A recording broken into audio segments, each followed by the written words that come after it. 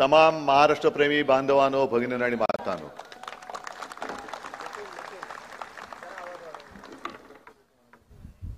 सर्वात आधी मी आपल्याला सर्वांना खास धन्यवाद देतोय, कारण आज तुळशीचं लग्न आहे. संध्याकाळची वेळ झाली तरी सुद्धा तुम्ही केवळ आणि केवळ शिवसेनेच्या प्रेमासाठी आपल्या सभेला आलात. तुम्हाला मी लाख लाख धन्यवाद देतोय.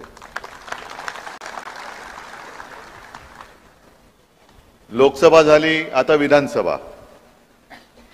लोकसभेमध्ये आपण थोडे कमी पडलो आणि साहजिकच आहे की कोकण मधला पराभव हा माझ्या हृदयाला चटका लावून गेलेला आहे. कारण कोकण म्हणजे शिवसेना, शिवसेना म्हणजेच कोकण. हे नातं आजपर्यंत कोणी तोडू शकलेलं नाही आणि मला खात्री आहे की आता सुद्धा कोणी तोडू शकणार नाही. आपलं नातं असं आहे की ज्या वेळेला कधी कोकणावरती संकट आलं तर शिवसेना धावून येते आणि शिवसेनेवरती जेव्हा संकट येतं तेव्हा कोकण मागे ठाम उभा राहतो. आज आपली शिवसेना मोदी आणि शहा संपवायला निघालेत. नाहीतर आजपर्यंत राजकारणात असं कधीच झालं नव्हतं.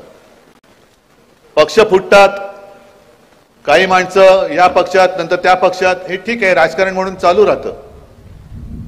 पण एवढा नीचपणा हा आजतागत कोणत्याही राजकीय पक्षाने केला नव्हता.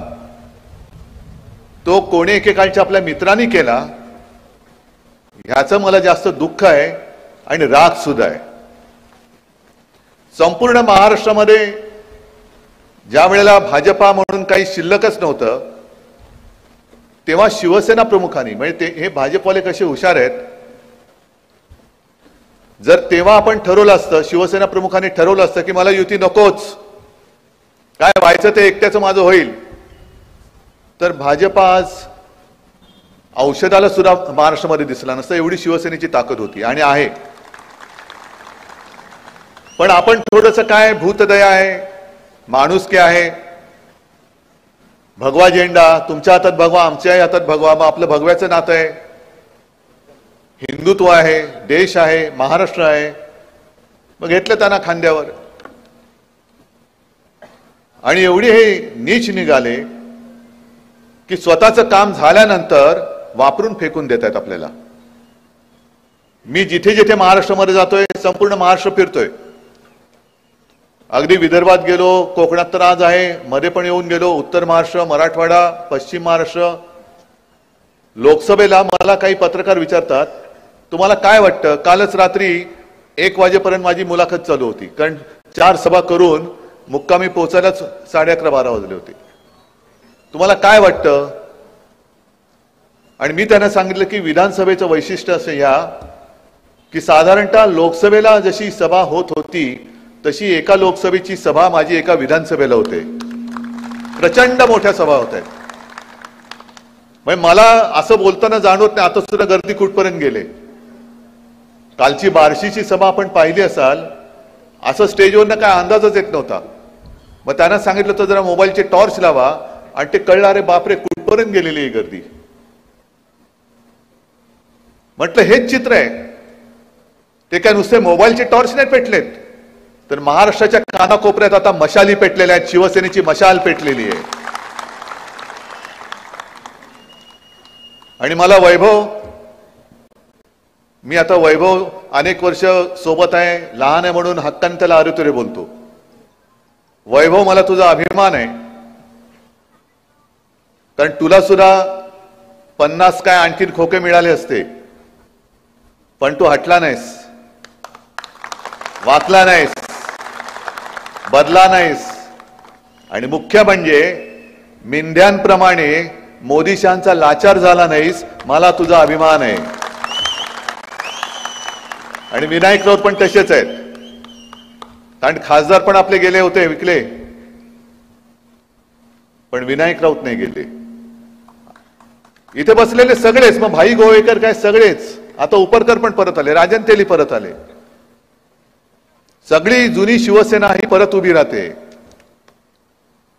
आणि इथे मला जे आव्हान दिलं गेलं, येऊन रस्त्याने जाऊन दाखवा,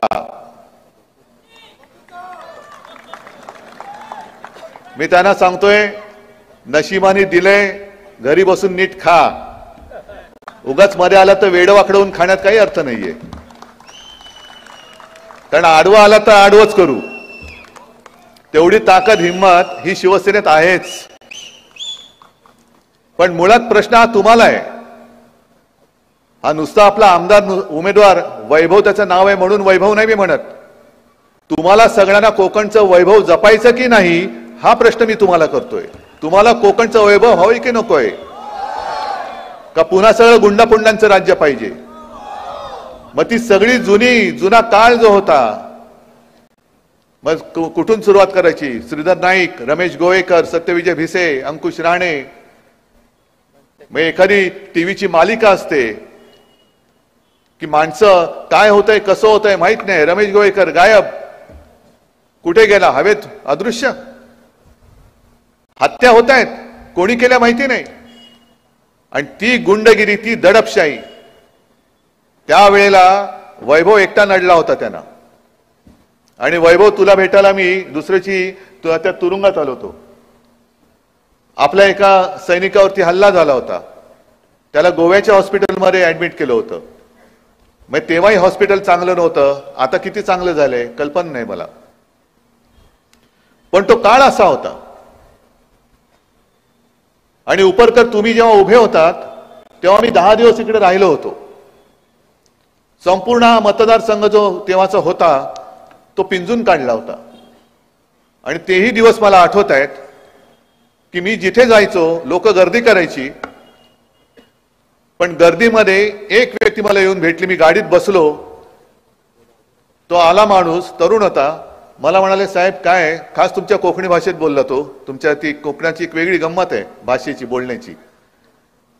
आणि त्यांनी मला सांगितलं की आता तुम्ही सगळे आलात ठीक आहे, पण तुम्ही बघितलं ना आमची घरं कशी, एक तिकडे एक तिकडे एक इकडे इकडे सगळं असं विखुरलेलं आहे. संध्याकाळ झाली, सूर्यास्त झाला की इकडे चिडी चिप सगळा काळोख असतो. ही 2005 ची गोष्ट आहे. आज तुम्ही सगळेजण आला, आम्हाला बरं वाटलं. निवडणूक झाल्यानंतर तुम्ही गेल्यानंतर आम्ही इकडे एकटे राहणार आहोत. आणि यांची दहशत एवढी आहे, आमच्या मुली बाळी रात्री अपरात्री किंवा संध्याकाळच्या वेळेला एकट्या येणं जाणं करायचं म्हटलं तर हे काय करतील सांगता येत नाही. तेव्हा तुम्ही म्हणे एक कोणतरी माणूस असा द्या की जो आमच्या सोबत, आम्ही कधी हाक मारली तर तो धावून येईल असा माणूस द्या. आणि ती परिस्थिती बघितल्यानंतर ते आव्हान विनायक राऊत यांनी स्वीकारलं. येऊन राहिले, तुम्ही खासदार म्हणून निवडून दिलं. या वेळेला नेमकं काय कुठे चुकलं हा विचार माझ्यापेक्षा आपण सगळ्यांनी केला पाहिजे. की नको तो धोंडा पुन्हा का उरावरती घेतलात? पुन्हा तुम्हाला दादागिरी, गुंडगिरी. म्हणजे मला मोदींना, मी मगाच्या सभेत सुद्धा बोललो की मोदींना इकडे मुद्दामून प्रचाराला बोलवायचंय. याच इकडे या व्यासपीठावरती बोलू आपण. या चॅनल मधनं मी त्यांना आमंत्रण देतोय, मोदीजी जरा आप यहाँ आइए. कारण तुम्ही जो लोकसभा निवडणुकीमध्ये कंठशोध करत होता, परिवारवाद परिवारवाद, घराणेशाही, म्हणजे शिवसेना प्रमुखांनंतर शिवसेना प्रमुखांच्या पुत्राने जर शिवसेना, त्यांनी शिवसेना प्रमुखांनी मला दिली, मोदीजी तुमचं काय जातंय? कोण आहात तुम्ही? हा पक्ष हा माझ्या वडिलांनी स्थापन केलाय. तेव्हा तुम्ही कुठे होतात? हिमालयात होतात का विंध्य पर्वतात होतात मला नाही माहिती. पण हा शिवसेना, हा पक्ष, शिवसेनेने जो जन्म घेतला तो मुंबईमध्ये जेव्हा मराठी माणसावरती अन्याय होत होता तेव्हा भूमिपुत्रांना न्याय देण्यासाठी, मराठी माणसांच्या न्याय हक्कासाठी म्हणून शिवसेना प्रमुखांनी ही शिवसेना स्थापन केली. आणि तिचं नेतृत्व जर शिवसैनिकांनी माझ्याकडे दिलं असेल, शिवसेना प्रमुखांनी त्याला संमती दिली असेल, तर तुम्ही चोंबडेपणा करणारे कोण? मग तुम्हाला शिवसेना प्रमुखांची घराणेशाही चालत नाही. परिवारवाद परिवारवाद. मग इकडे तुम्ही जे काय करता आहात, बाप डोक्यावर आणि पोरं खांद्यावर. मग डोक्यावरती बाप बसलाय, या खांद्यावर एक कार्ट, दुसऱ्या खांद्यावर दुसरा कार्ट. इसको क्या कहेंगे? मग तुम्हाला हिंदुत्व मानणारी तुम्हाला संकटात साथ देणारी शिवसेना आणि शिवसेना प्रमुख, त्या शिवसेना प्रमुखांची घराणेशाही नाही चालत, पण माझ्या कोकणावरती गुंडागर्दी करणारे, जोर जबरदस्ती करणारी घराणेशाही चालते. एवढे तुम्ही खाली उतरलात, मग कशाला तुम्ही बसलात तिकडे? हे आमचं हिंदुत्व नाहीये. मी जसं प्रत्येक सभेत सांगतो तसं याही सभेत सांगतो की मी भाजपला लाथ घातले, हिंदुत्व नाही सोडलं आणि कदापि सोडू शकत नाही, मी सोडणार नाही. आणि परत मी मुद्दामून त्यांना सांगतो, कारण त्यांचं तेच स्टायर सुरू आहे अजूनही, की काँग्रेस के साथ गए आहेत ना. काँग्रेस माझ्या सोबत आहे, राष्ट्रवादी माझ्या सोबत आहे, अनेक मित्रपक्ष आमच्या सोबत आहे, कारण तुमची हुकुमशाही गाडायला म्हणून आम्ही एकत्र आलेलो आहोत. आम्हाला हुकुमशाही नकोय, आम्हाला शिवशाही पाहिजे, म्हणून आम्ही एकत्र आलेलो आहोत. म्हणजे आम्ही काँग्रेस सोबत गेलो तर लगेच यांनी हिंदुत्व सोडलं. मग मी त्याने जे काय प्रश्न विचारतो, तुम्हाला वाटेल उद्धव ठाकरे तुम्ही काय बोलताय, कोकणात आले आणि काश्मीरचं काय बोलताय? मुद्दामून बोलतोय, कारण अमित शहा येत आहेत, आज पण आले होते, नरेंद्र मोदी येत आहेत. काल तर मोदी उतरणार होते सोलापूरला, माझं हेलिकॉप्टर होतं कुठे? औसा. मोदी लँड होत नाही तोपर्यंत तुमचं हेलिकॉप्टर उडणार नाही. अरे वा रे वा. पंतप्रधान म्हणून जर का रुबाब दाखवायचा असेल तर पंतप्रधानांसारखे वागा.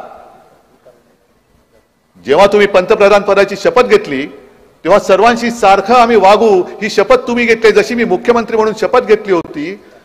आणि माझ्या 2.5 वर्षाच्या काळात मी कोणी सांगावं मी भेदभाव केला आणि भेदभावाने मी वागलो, कोणी सांगावं? कारण ती घटनेची शपथ आहे.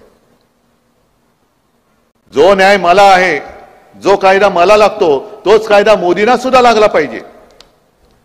आणि जर पंतप्रधान तुम्ही असाल तर कोणत्याही एका पक्षाच्या उमेदवाराच्या प्रचाराला देशाचा पंतप्रधान येता कामा नये, हे सुद्धा आता कायदा करायला पाहिजे.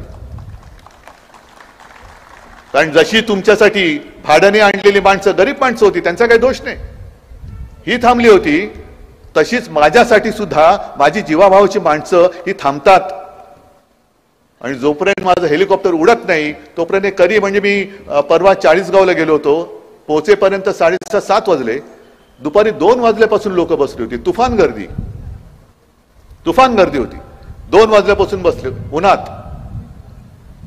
मग तुम्ही मला का अडवता? आणि अमित शहांचं मी तुम्हाला जे सांगत होतो की उद्धवजी आप जवाब दीजिए, काय द्यायचा जवाब? की 370 कलम जे काढलं त्याला विरोध करणाऱ्यांबरोबर तुम्ही बसलात. पण अमित शहाजी 370 कलम काढताना शिवसेनेने तुम्हाला पूर्ण पाठिंबा दिला होता आणि त्या काढल्याबद्दल तुमचं कौतुक तेव्हाही केलं होतं, मी आज पण करतो. 370 कलम हे काश्मीरसाठी महत्वाचं आहेच, देशासाठी आहेच. काश्मीर हा आपल्या देशाचा माझ्या देशाचा अविभाज्य भाग आहे, हे मान्यच आहे आम्हाला आणि तो पाहिजेच. पण 370 कलम काढलं ते लोकसभेसाठी ठीक आहे, कोकणामध्ये येऊन तुम्ही त्याचं काय कौतुक सांगताय? मराठवाड्यामध्ये मी फिरलो, विदर्भामध्ये फिरलोय, शेतकरी संतापलेत नुसते, कारण सोयाबीनला भाव नाहीये, कापसाला भाव नाही, डाळीला भाव नाही, काय संपूर्ण वाताहत झालेली आहे. आणि त्या शेतकऱ्याने जे आशेने तुमच्याकडे बघतायत की काहीतरी तुम्ही द्याल, पण तुमची ती आयात निर्यात धोरणं अशी तुम्ही आखता की आता कांद्याचे भाव पडायला लागलेले आहेत. आणि तो तुमच्याकडे बघतोय की माझ्या सोयाबीनला हमी भाव कधी देणार.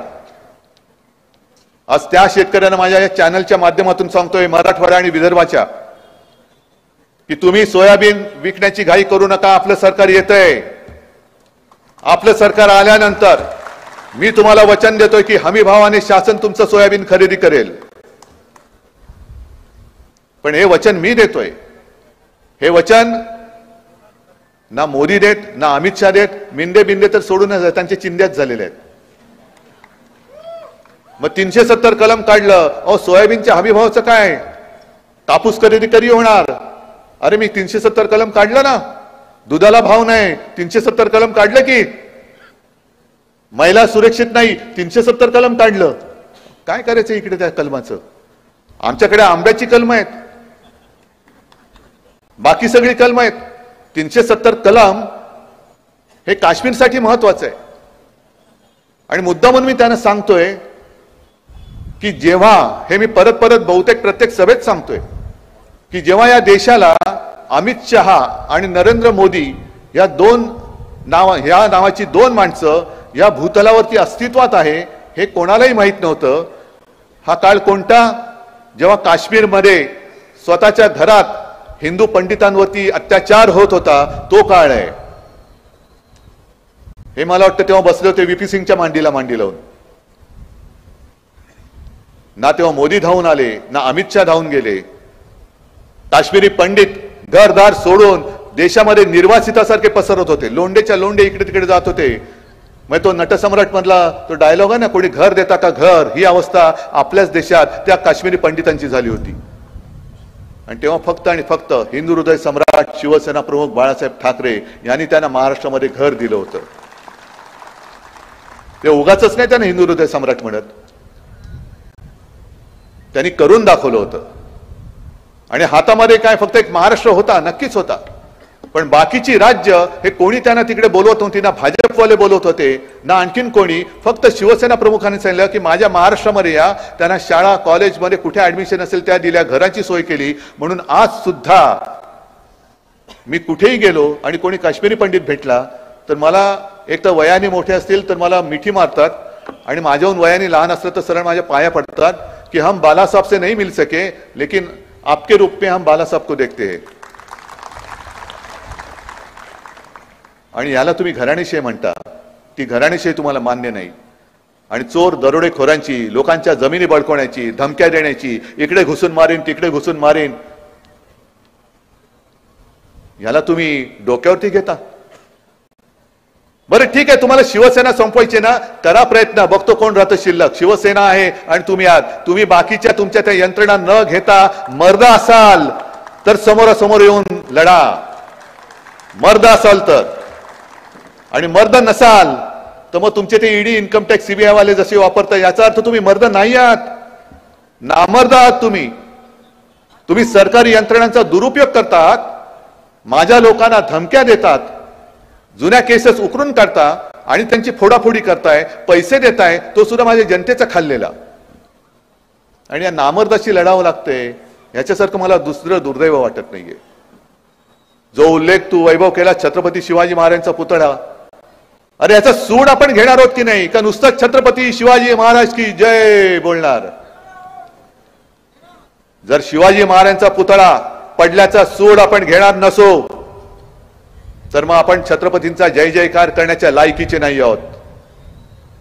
जर आपण स्वतःला छत्रपतींचे मावळे समजत असू तर ज्या भ्रष्ट हाताने तो पुतळा उभारला, ज्या अशुभ हाताने तो पुतळा उभारला, तो पुतळा उभारण्यामध्ये सुद्धा ज्यांनी पैसा खाल्ला त्या भाजपाच्या आणि मिंद्याच्या उमेदवाराला एक सुद्धा मत या पवित्र कोकण भूमीमधनं पडता कामा नये.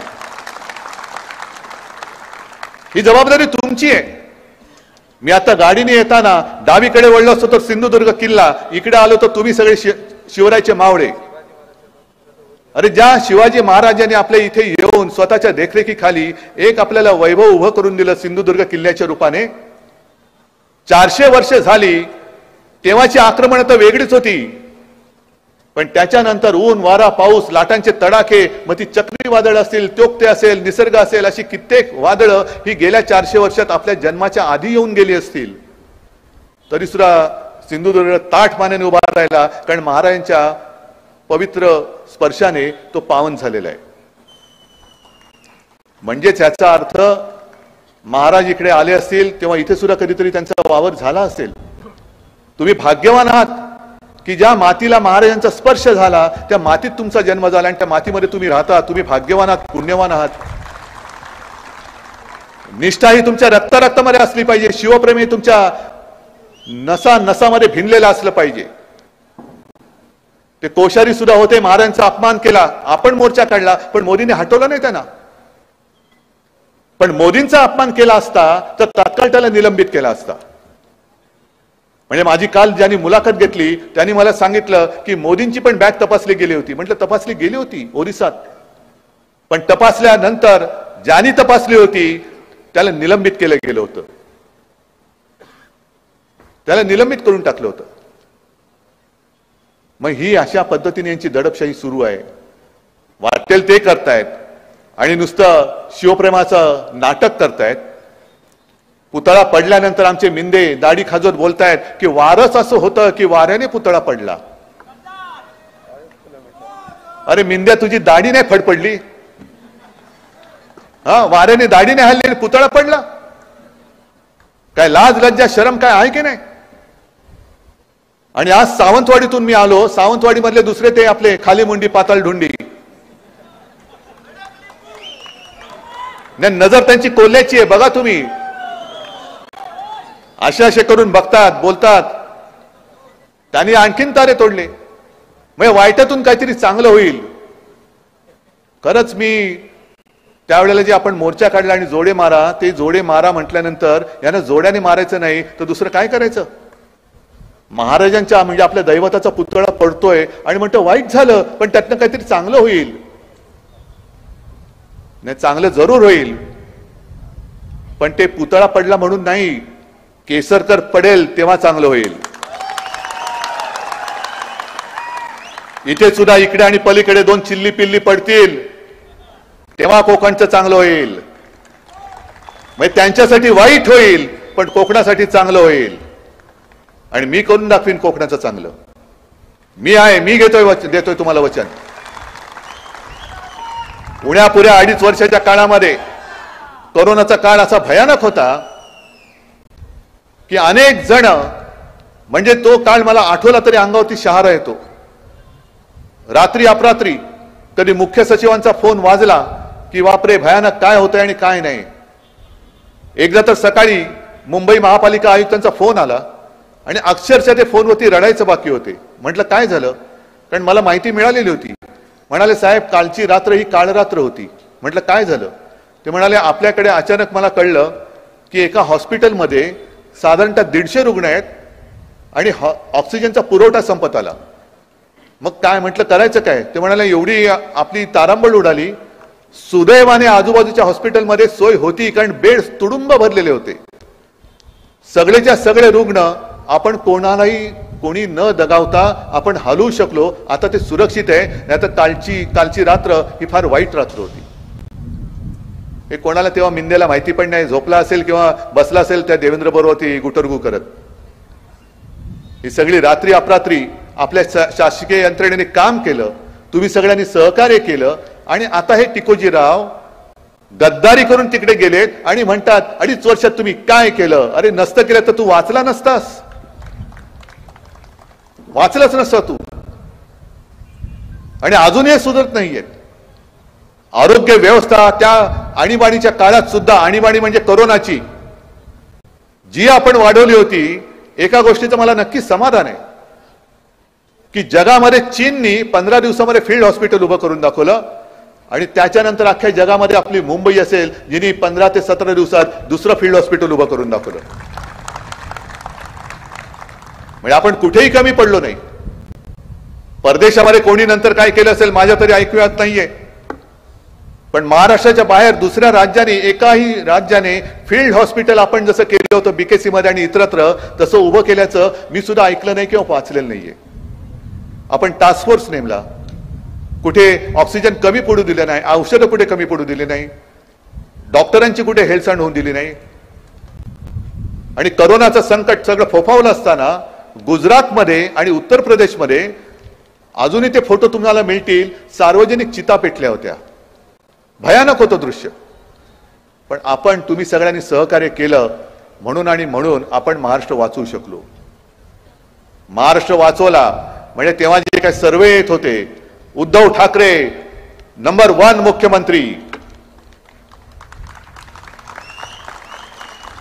नाही, पण हा सन्मान माझा नव्हता, हा सन्मान तुमचा होता. उद्धव ठाकरे फक्त चेहरा होता. कारण तुम्ही जर मी जे सांगत गेलो होतो ते तुम्ही ऐकलं नसतं तर मी महाराष्ट्र काही करू शकत नव्हतो. पण मला अभिमानाचं आहे की एखाद्या कुटुंबा प्रमुखाप्रमाणे तुम्ही जे मी सांगत गेलो, घरी राहता तुम्ही घरी राहिलात, लॉकडाऊन तर लॉकडाऊन.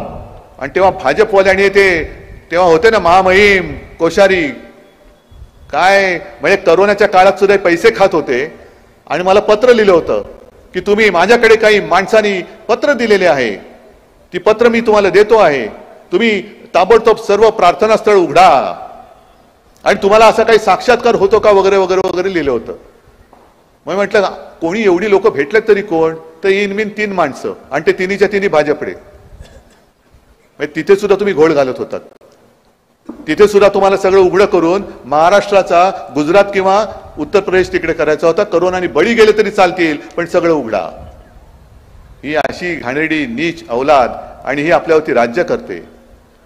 अमित शहानी जे आज दुपारी भाषणामध्ये बोलले की उद्धव ठाकरे म्हणजे आपल्या सरकारने विकासाला स्थगिती दिली. मी विकासाला नव्हती स्थगिती दिली. मी स्थगिती नाही, मी बंदी आणली होती. आणि माझं सरकार आल्यानंतर मी परत बंदी आणीन. महाराष्ट्रातून एक सुद्धा उद्योग मी गुजरातला जाऊ देणार नाही म्हणजे नाही. अमित शहा आज लिहून ठेवा. तुम्ही आज लिहून ठेवा की ज्या क्षणी महाविकास आघाडीचं सरकार येईल तेव्हा तुम्हाला लुटारू नो, तुम्हाला महाराष्ट्राचा उद्योग मी गुजरातमध्ये नेऊ देणार नाही. तुम्ही महाराष्ट्राचं वैभव लुटताय, महाराष्ट्राची विल्हेवाट लावताय. महाराष्ट्रात येणारे आणि होते ते उद्योग सगळेच्या सगळे तुम्ही गुजरातला नेताय. गुजरात गुजरात हे गुजरात ते गुजरात. वेदांत फॉक्सॉन गुजरातला नेला, टाटा एअरबस गुजरातला नेला, मेडिकल डिव्हाइस पार्क गुजरातला नेला. हे सगळे चांगले उद्योग हे गुजरातला नेत आहेत. आणि विनाशकारी रिफायनरी ही माझ्या निसर्ग संपन्न कोकणाच्या माथीवर मारताय. रिफायनरी घेऊन जा गुजरातला, पण माझा टाटा एअरबस मला परत द्या. म्हणून मी मागे जे बोललो होतो ना, राख रांगोळी, आमच्या नशिबात राख आणि गुजरातच्या नशिबात रांगोळी घालताय तुम्ही. गुजरात बद्दल मला काही आकस नाहीये ना, गुजराती लोकांबद्दल मला आकस आहे. इथे आलेत, पिढ्याना पिढ्या राहत आहेत, शतकानुशतके राहत आहेत. मग त्यांना सुद्धा मी सांगतोय, अरे तुमचं आणि आमचं नातं हे तुम्ही दुधात साखर मिसळल्यासारखे जर विरघळून गेलो असू तर मोदींचा मिठाचा खडा त्याच्यामध्ये का टाकायला देताय तुम्ही. आणि मोदी आणि शहाना सुद्धा सांगतोय की तुम्ही आज आहात उद्या नाहीत, पण आज महाराष्ट्र आणि गुजरात आणि संपूर्ण देश अशी जी काय तुम्ही भिंत बांधतायत, तुम्ही गेल्यानंतर सुद्धा ती जर्मनीची भिंत होती ना, तशी भिंत तुम्ही या देशात आणि गुजरातमध्ये बांधून जाता, हे लक्षात ठेवा. ही भिंत म्हणजे अंबुजा सिमेंटचं ऑफिस सुद्धा गुजरातला घेऊन गेले. काय नेमकं या कोकणासाठी केलं काय. आणि आज मला जे इकडे खासदार दुर्दैवाने झालेले हे मला आव्हान देत आहेत, अरे महाराष्ट्राचं रक्त तुझ्या अंगामध्ये असेल तर महाराष्ट्र लुटणाऱ्यांच्या विरोधात तू उभा राहा. मला काय आव्हान देतोस. मी उभा आहे, महाराष्ट्र लुटारू आणि महाराष्ट्राच्या मध्ये मी उभा आहे. काय आणि आपलं सरकार पाडलं. मी तुम्हाला एक साधी गोष्ट सांगतो, सगळ्यांना हल्ली सांगतोय. आता जर का तुम्ही विधिमंडळाकडे पाहिलं तर मुख्यमंत्री हा शिवसेनेतनं चोरलेला, दोन्ही सभागृहाचे अध्यक्ष सभापती हे शिवसेनेतनं चोरलेले, दोन्ही सभागृहाचे विरोधी पक्ष नेते एक तर आपलेच अंबादास दानवे आहेत, पण दुसरा विजय वडेट्टीवार हा सुद्धा ओरिजिनल शिवसैनिक. अर्ध्याहून अधिक मंत्री हे आपले शिवसेनेचे गद्दार. आमदार सुद्धा जे नेले ते शिवसेनेचे. म्हणजे तुम्हाला शिवसेनेची शक्ती पाहिजे पण उद्धव ठाकरे नको. कारण तुम्हाला माहिती आहे की महाराष्ट्र लुटायला न देणार एकच माणूस आहे, तो म्हणजे उद्धव बाळासाहेब ठाकरे. आणि आज तुम्ही सगळेजण इकडे जमलेला आहात. आपला वचननामा तुमच्यापर्यंत पोहोचलेला असेलच. पोहोचलाय ना का परत बोलू. परत बोलण्याची गरज आहे. कारण मला बरेच जण सांगतात की आपला वचननामा पोहोचवा सगळ्यांकडे. म्हटलं पोहोचवायचा तो पोहोचवलेलाच आहे. आपण 5 जीवनावश्यक वस्तूंचे भाव स्थिर ठेवणारे तुम्हाला कळलेलं आहे. कळलंय ना. मुलींप्रमाणे मुलांना सुद्धा मोफत शिक्षण देणार हे सुद्धा तुम्हाला कळलेलं आहे. अनेक गोष्टी कळलेल्या आहेत. पण मुद्दा म्हणून एक मुद्दा स्पष्ट करतो, मुलींप्रमाणे मुलांना शिक्षण का मोफत देणार आहे. मी 3-4 दिवसापूर्वी युट्यूबवरती एक क्लिप पाहिली. राजदीप सरदेसाई जे ज्येष्ठ पत्रकार आहेत त्यांनीच मला पाठवली, त्यांनीच ती केलेली आहे. अमरावतीमध्ये ते एका घरी गेले होते, ज्या घरामध्ये एका शेतकऱ्याने आत्महत्या केली. मग त्यांच्या घरी ते गेले. दुर्दैवाने जिचं कुंकू पुसलं गेलं ती आपली बहीण तिकडे बसली होती. ज्याने आत्महत्या केली तो 47 वर्षाचा शेतकरी होता. मग त्याची 2 तरुण मुलं ही त्यांच्या झोपडीसारख्या घरामध्ये होती. काळोख, घरामध्ये काळोख. या कॅमेऱ्यासाठी जो काही यांची संगन असते तो उजेड होता, तोच उजेड. आणि मग राजदीप सरदेसाईंनी त्यांना विचारलं, ताई तुमचं नाव काय. मुलांना विचारलं तुमचं नाव काय, किती कर्ज होतं, त्यावेळेला 1.25 लाख कर्ज होतं.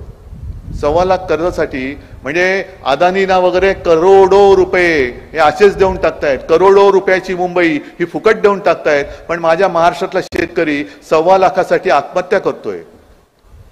मग त्या दुसऱ्या जो लहान मुलगा होता, लहान म्हणजे असेल एक 14-16 वर्षाचा वगैरे असेल, त्याला विचारलं तू काय करतो, शाळेत जातो का? तो बोलला नाही मी शिक्षण सोडून दिलं. सोडलं का सोडलं? फी कशी भरणार, डोक्यावरती कर्ज आहे, वडिलांनी आत्महत्या केले.